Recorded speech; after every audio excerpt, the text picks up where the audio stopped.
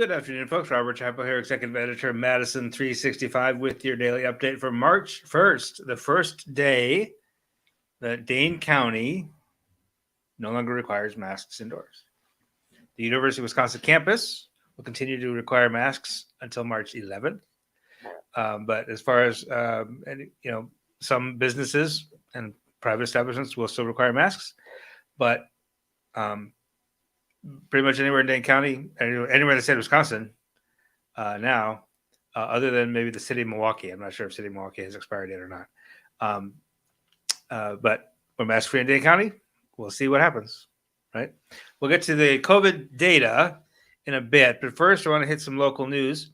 Lead story today, the Filipino American Student Organization on the campus of the University of Wisconsin is hosting the Midwest Filipino American Summit on April 2nd.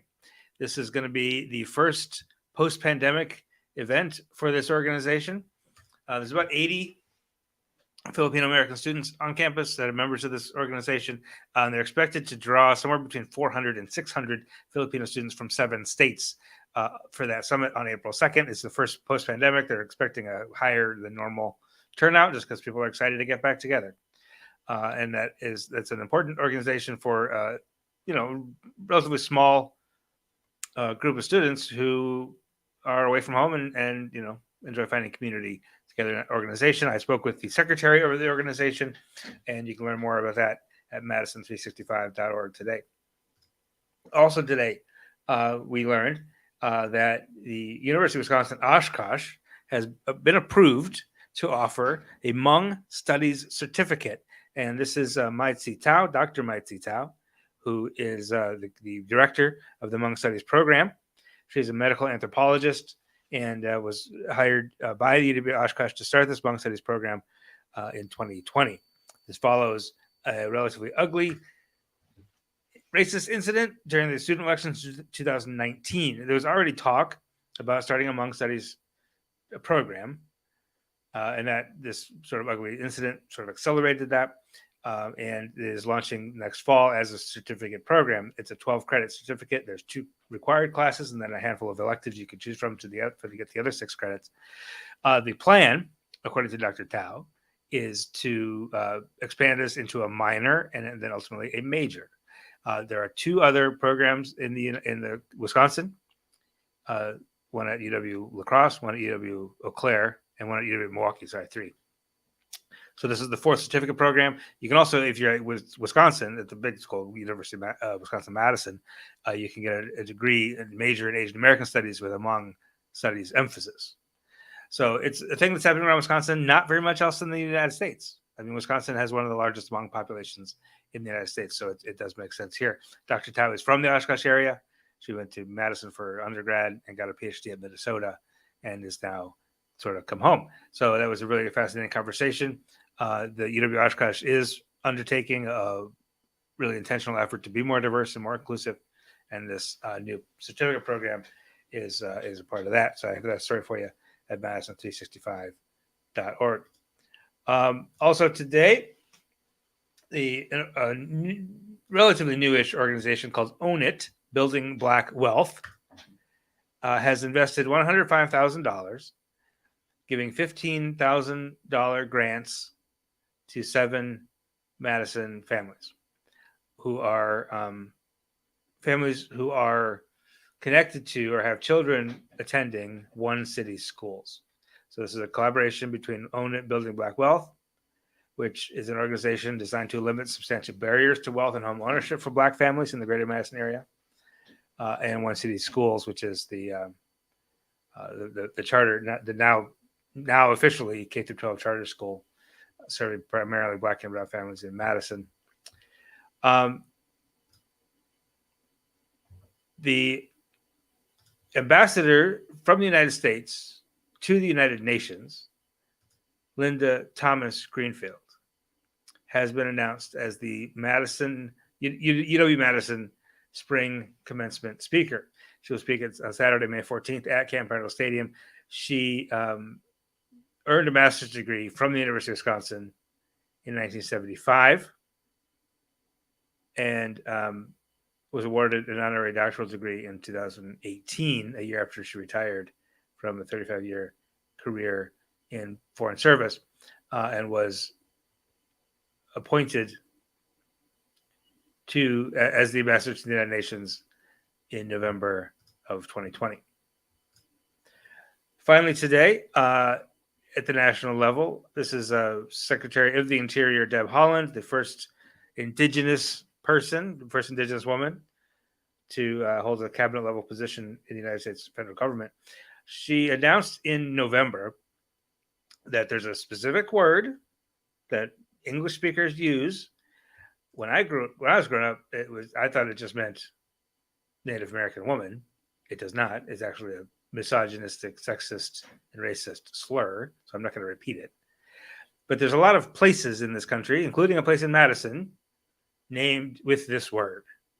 And in the one in Madison, the name did change last year. Deb Haaland, the secretary you see here, declared that word officially derogatory in November. And it was just announced yesterday that 600 place names around the country will be renamed to remove that racial slur. So I think that's pretty unmitigated good news. We're going to take a short pause. When we come back, we'll go over some COVID data, which is mostly, pretty good news.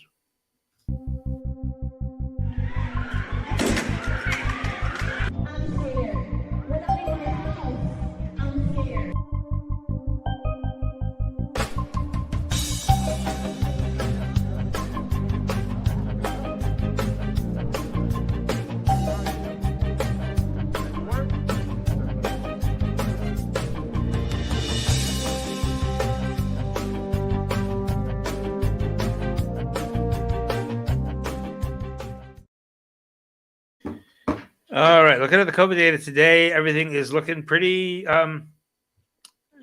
continues to get better. 585 new cases today. That's 7 days in a row with fewer than 1,000 cases reported. That puts our 7-day average at 645. It was 679 yesterday, so it continues to fall. The positive test rate, which remember we wanted this to be below 3%, is now at 4.4. Just a month ago, just a little over a month ago, I guess. 6 weeks ago, it was at 30, right? It has fallen precipitously in that period of time. So, maybe by the end of this week, we'll be back below 3% for the state of Wisconsin, which would be terrific. The new daily confirmed deaths continues to be 11. That's been kind of 11 or 12 for the past week to 10 days, which is good. I mean, 13 new deaths confirmed yesterday. This didn't happen yesterday. This happened a month ago or within the last month or so. They were just confirmed yesterday. So that puts our total at 11,972.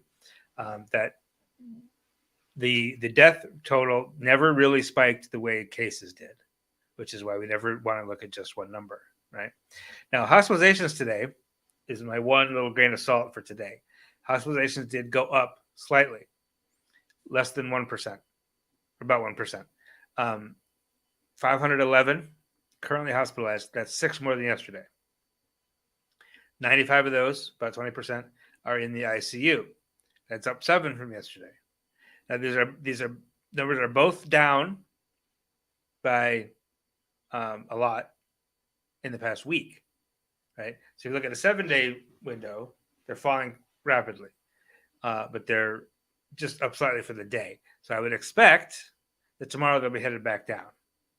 Right? This is supposed to be a little anomaly in the data for the day, but for the most part, those trends continues to be downward.